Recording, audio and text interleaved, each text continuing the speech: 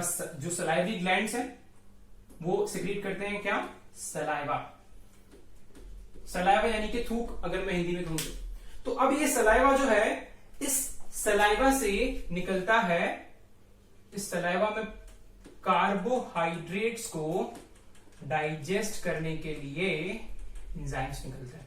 तुम्हें समझ में तो आया ना कर क्या रहे हैं? हम लोग डाइजेस्ट कर रहे हैं कार्बोहाइड्रेट्स, प्रोटीन्स और फैट्स को इनटू सिंपलर कंपाउंड्स। तो अब सलाइवा के अंदर जो तुम्हारे कार्बोहाइड्रेट्स हैं, जो कॉम्प्लेक्स शुगर्स हैं, उनको कन्वर्ट किया जाता है इनटू सिंपल शुगर्स यानी कि ग्लूकोज और माल्टोज में। तो कितना परसेंट कन्वर्ट करते हैं? क्या पूरा कन्वर्ट करते हैं? नहीं, तुम जितना भी खाना तुम्हारे खाने में शुगर्स होंगी उनका सिर्फ 30% ही यहां पे कन्वर्ट होगा, बचा कुचा रह जाएगा, वो आगे चल के देखेंगे। कौन इसकी कन्वर्जन करता है? तो एक स्पेशल एंजाइम है जिसका नाम है सलाइवरी अमाइलेज। नाम देखकर डरने का नहीं, बायोलॉजी में नाम जितने बड़े होते हैं उनके मतलब उतने आसान होते हैं। सलाइवरी अमाइलेज में पहला नाम है सलाइवरी। सलाइवरी का मतलब होता है सलाइवा में होने वाला, और जो दूसरा टर्म है वो है अमाइलेज। अमाइलेज में अमाइल का मतलब होता है शुगर और एज का मतलब होता है तोड़ने वाला, तो शुगर को तोड़ने वाला एंजाइम, इसीलिए कह दिया सलाइवरी अमाइलेज। इसका एक और पेट नेम भी है, जैसे हमारे निक नेम होते हैं, पेट नेम होते हैं, इसी तरह इसका पेट नेम है टाइलिन। क्या नाम है इसका? Ptyalin, PTYLINE। तो अगर आपसे कोई पूछे कि माउथ के अंदर किसका डाइजेशन होता है, तो आप कहोगे कार्बोहाइड्रेट्स का। कितना परसेंट होता है? आप कहोगे 30%। आपसे कोई पूछे सबसे पहली ऐसी कौन सी चीज है जिसकी डाइजेशन स्टार्ट होती है एलिमेंट्री कैनाल में, आप कहोगे कार्बोहाइड्रेट्स। आपसे कोई पूछे सलाइवा इसके अलावा और क्या करता है? क्या करता है? सलाइवा इसके अलावा मॉइस्चर प्रोवाइड करता है। मैं इतना जो इतनी देर से बोल रहा हूं वो कैसे बोल रहा हूं? बिकॉज मेरे अंदर कंटिन्यूअसली सलाइवा सिक्रीट हो रही है, और उसी सलाइवा की वजह से मेरा जो अंदर के सेल्स हैं वो मॉइस्चर ले रहे हैं। तो स्पीकिंग के अलावा सलाइवा के बहुत सारे और काम हैं। एक और छोटी सी बात है, सलाइवा के अंदर लाइसोसोम नाम का एक एंजाइम होता है विच किल्स बैक्टीरिया। ओके, सो विच किल्स बैक्टीरिया। तो आपकी सलाइवा यानी कि सलाइवरी जूस में मेनली आपको क्या याद करना है? सलाइवरी जूस में सलाइवरी अमाइलेज होता है जो कार्बोहाइड्रेट्स का डाइजेशन करता है into glucose and maltose, and 30% of the carbohydrates are digested. चलो, अब हो गया काम, माउथ का काम हो गया। अब खाना कहां जाएगा? नीचे जाएगा। तो माउथ के बाद खाने को कहां जाना है? एक कैनाल में, एक पाइप में जाना है जिसका नाम है ईसोफेगस। ईसोफेगस के बारे में क्या याद रखना है? ईसोफेगस एक ऐसा छोटा सा कैनाल है जो खाने को ओरल कैविटी या माउथ से ट्रांसफर कर रहा है इनटू स्टमक। तो what is oesophagus? Oesophagus is a small canal which transfers food from the oral cavity to the stomach. कैसे ट्रांसफर करेगा? By a very special and very important movement that is known as peristalsis. क्या कहते हैं guys? Peristalsis. What is peristalsis? Peristalsis एक ऐसा muscular movement है जो खाने को माउथ से स्टमक में पहुंचाता है। समझ में नहीं आया? मुझे भी नहीं आया। सुनो, क्या है? सिंपल, मान लो ये ईसोफेगस है, ठीक है, ऊपर माउथ है, नीचे स्टमक है।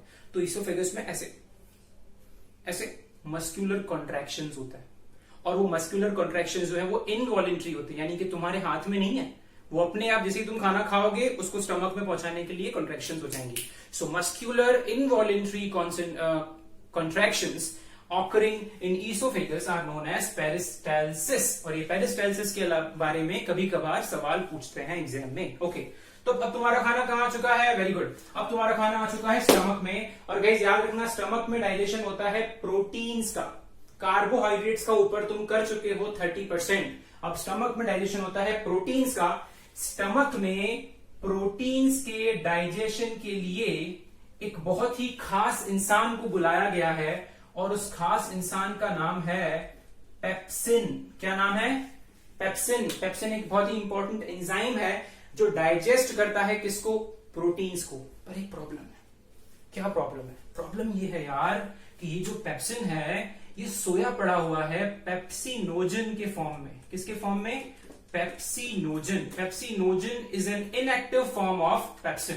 क्या करें, इसको एक्टिव फॉर्म में कन्वर्ट करना है, यानी we have to convert this pepsinogen into pepsin. इसको एक्टिव फॉर्म में कन्वर्ट करने में बड़ी मुश्किल आ रही थी, बहुत कोशिश की, हमारी बॉडी के अलग अलग लोगों ने मिलकर बैठाई कि यार कैसे करें, तो कुछ नहीं हो पा रहा था। तो एक आइडिया आया। आइडिया क्या आया, बोले एक ऐसी स्ट्रांग सी चीज लाओ जो जैसे ही पेप्सिनोजन के कांटेक्ट में आ जाए वो कन्वर्ट हो जाए पेप्सिन में। तो स्ट्रांग सी चीज, तो सबने बोला स्ट्रांग मतलब एसिड, तो क्या एसिड डाल दें?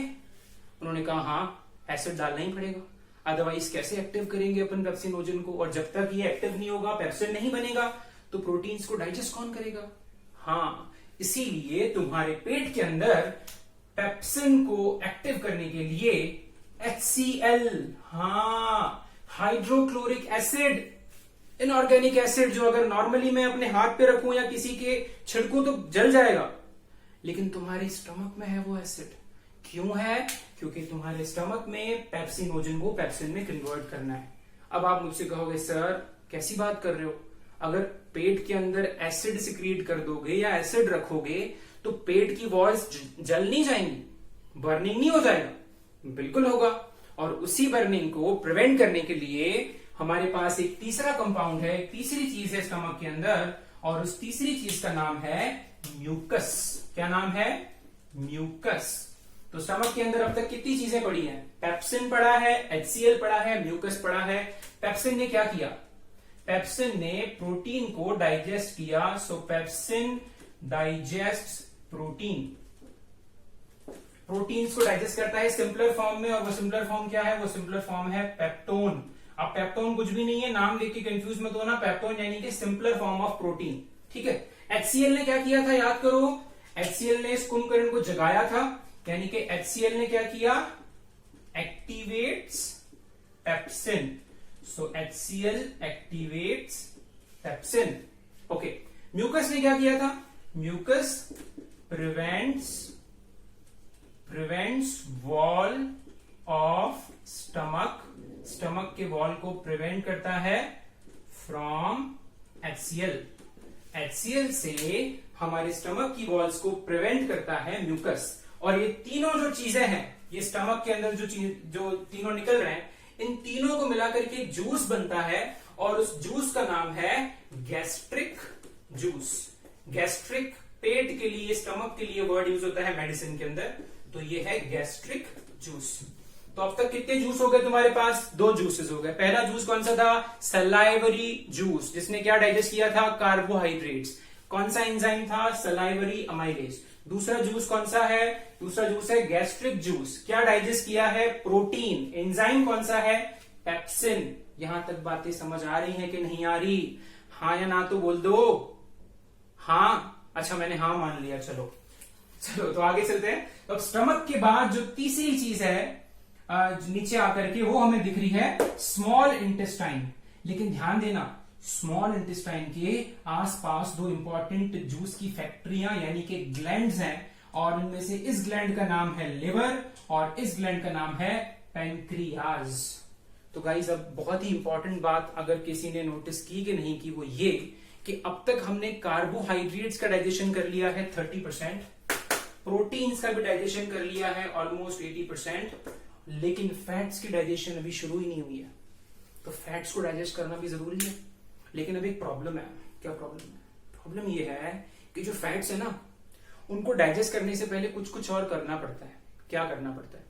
जो फैट्स होते हैं वो बड़ी बड़ी ग्लोब्यूल्स के फॉर्म में होकर करते हैं नेचर में। यानी अगर आपकी बॉडी को फैट्स डाइजेस्ट करने हैं, तो डाइजेस्ट करने से पहले उन बड़ी बड़ी फैट के ग्लोब्यूल्स को छोटे छोटे फैट्स के ग्लोब्यूल्स में कन्वर्ट करना पड़ेगा। जब तक आप वैसा नहीं करते, डाइजेशन नहीं हो सकता। तो the conversion of large fat globules into small fat globules, इसको हम कहते हैं इमल्सिफिकेशन। क्या कहते हैं? इमल्सिफिकेशन। लेकिन ये इमल्सिफिकेशन करता कौन है? एक और जूस है, बहुत ही खास जूस है, और वो जूस बनाता है हमारा बहुत ही खास मेंबर हमारी बॉडी का, और उस खास मेंबर का नाम है लिवर। तो लिवर कैसे इमल्सिफिकेशन करता है? लिवर इमल्सिफिकेशन करता है एक बहुत ही इंपॉर्टेंट, बहुत ही स्पेशल जूस बना के, जिस जूस का नाम है बाइल जूस। क्या नाम है? Bile juice. तो अगर आपसे कोई पूछे बाइल जूस कहां बनता है, आप कहोगे लिवर। लेकिन लेकिन लेकिन लेकिन लिवर बहुत बिजी आदमी है, पता है आपको? लिवर आपकी बॉडी में बहुत सारी चीजें एक साथ गवर्न करता है। उनमें से कुछ तो ऐसी हैं कि मैं बता भी नहीं सकता, इतनी हायर लेवल की हैं। लेकिन आप छोटे से ऐसी, अगर आपको मैं बताऊं कि सबसे बिजी ग्लैंड कौन सा है अगर आपकी पूरी बॉडी में, तो वो है लिवर, डाइजेशन के मामले में। ठीक है, क्योंकि आपकी बॉडी के शुगर लेवल को क्या कहते हैं, रेगुलेट करना है, बाकी ग्लैंड्स को रेगुलेट करना है, डिटॉक्सिफाई करना है अगर कोई जहर आ गया, एंड सो ऑन। इसीलिए हमने क्या किया, लिवर ने बोला कि यार मैं बाइल जूस बना तो दूंगा, लेकिन मैं बना के स्टोर करके रख दूंगा, क्योंकि मेरे पास इतना टाइम नहीं है, मेरे को बहुत सारे काम है। तो हमने बोला ठीक है यार, बना तो सी। तो लिवर ने क्या किया, बाइल जूस को जब जब लिवर बनाता है तो उसको एक छोटे से बॉल में स्टोर करता है, और उस बॉल का नाम है गॉल ब्लैडर। तो गॉल ब्लैडर कहां है? जिस लिवर के पीछे ही होता है। तो गॉल ब्लैडर में क्या स्टोर होता है? गॉल ब्लैडर में स्टोर होता है आपका बाइल जूस। तो बाइल जूस बना कहां था? लिवर में बना था। स्टोर कहां हुआ है? गॉल ब्लैडर में हुआ है। करता क्या है? मैंने अभी बताया, बाइल जूस करता है सबसे इंपॉर्टेंट पहला इमल्सिफिकेशन। इमल्सिफिकेशन का मतलब होता है converting large fat globules into small fat globules. Fat के लार्ज ग्लोब्यूल्स को फैट के स्मॉल ग्लोब्यूल्स में कन्वर्ट करता है। This is known as emulsification. Bile juice emulsification के अलावा एक और इंपॉर्टेंट चीज करता है, और वो ये करता है कि it provides alkaline medium. Alkaline medium क्या होता है? अरे यार देखो, बड़ा सिंपल। तुम्हारे स्टमक के अंदर क्या सिक्रेट हुआ था? तुम्हारे स्टमक के अंदर सिक्रेट हुआ था HCl, यानी कि एसिड। तो पूरा माहौल तुम्हारे स्टमक के अंदर कैसा हो गया? एसिडिक हो गया। लेकिन जैसे ही तुम नीचे आए, पेनक्रियाज ने बोला नहीं नहीं नहीं, मेरे को तो अल्कलाइन माहौल चाहिए, वरना मैं डाइजेशन करूंगी ही नहीं, वरना मेरा काम नहीं होगा। इसीलिए जो तुम्हारा बाइल जूस है वो अल्कलाइन मीडियम प्रोवाइड करता है, ताकि जो पेनक्रियाज है उसके एंजाइम्स अच्छे से काम कर पाए। तो पेनक्रियाज के कौन कौन से एंजाइम्स हैं, एक बार वो देखते हैं। तो पेनक्रियाटिक जूस, कौन सा जूस? Pancreatic juice. अब पेनक्रियाटिक जूस में 3 इंपॉर्टेंट एंजाइम्स होते हैं। एक कार्बोहाइड्रेट्स को डाइजेस्ट करने वाला, एक फैट्स को डाइजेस्ट करने वाला, और एक प्रोटीन्स को डाइजेस्ट करने वाला। तो जल्दी से देखते हैं पेनक्रियाज में। पहले देखते हैं कार्बोहाइड्रेट्स को कौन डाइजेस्ट करता है। तो कार्बोहाइड्रेट्स के लिए कौन है वो देख लेंगे, फिर देख लेंगे फैट्स के लिए कौन है, एंड देन प्रोटीन्स के लिए कौन है। ओके,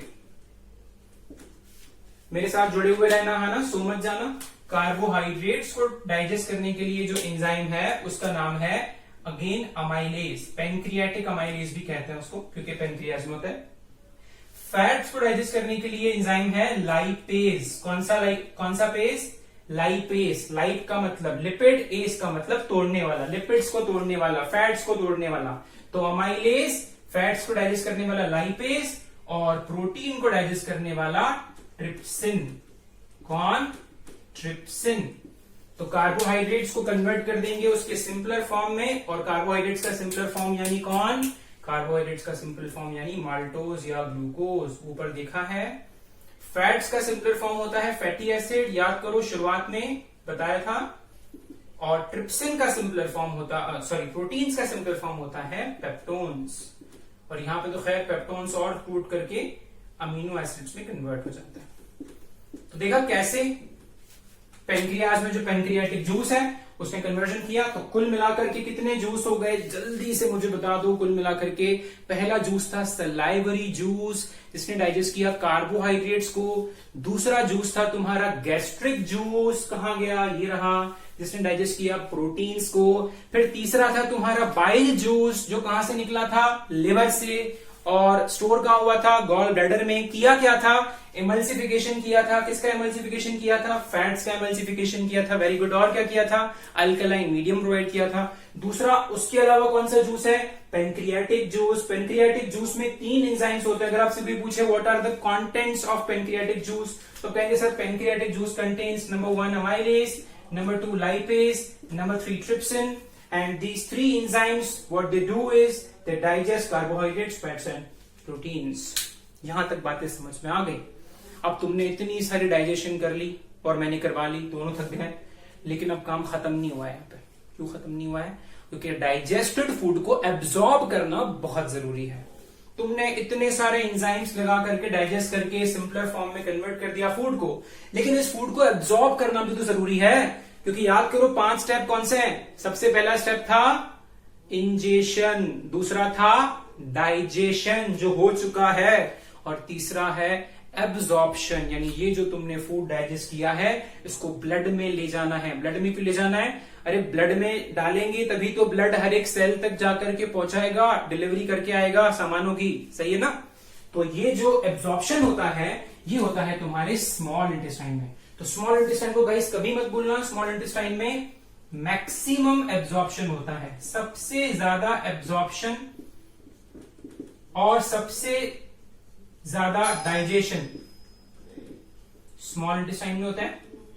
उसके अलावा आप कहोगे सर एब्जॉर्प्शन होने के लिए कुछ खास फीचर्स होने चाहिए, तो बिल्कुल इनके पास एक खास फीचर होते हैं, वो ये होते हैं कि जो इसकी वॉल है ना स्मॉल इंटेस्टाइन की, वो वॉल सीधी नहीं होती, ऐसे उसकी वॉल नहीं होती। कैसी होती है?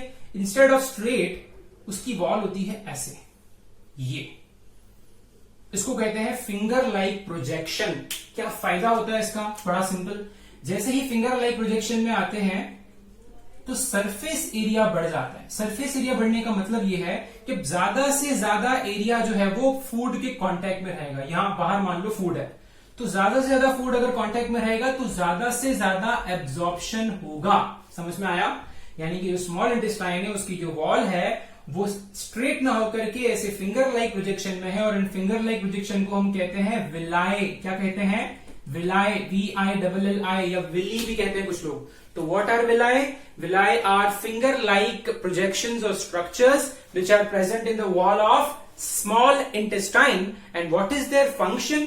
Their function is to increase the surface area for the absorption of food. तो एब्जॉर्प्शन कहां हुआ? स्मॉल इंटेस्टाइन में हुआ। उसके बाद ये छोटा सा जो तुम्हें दिख रहा है अपेंडिक्स, अक्सर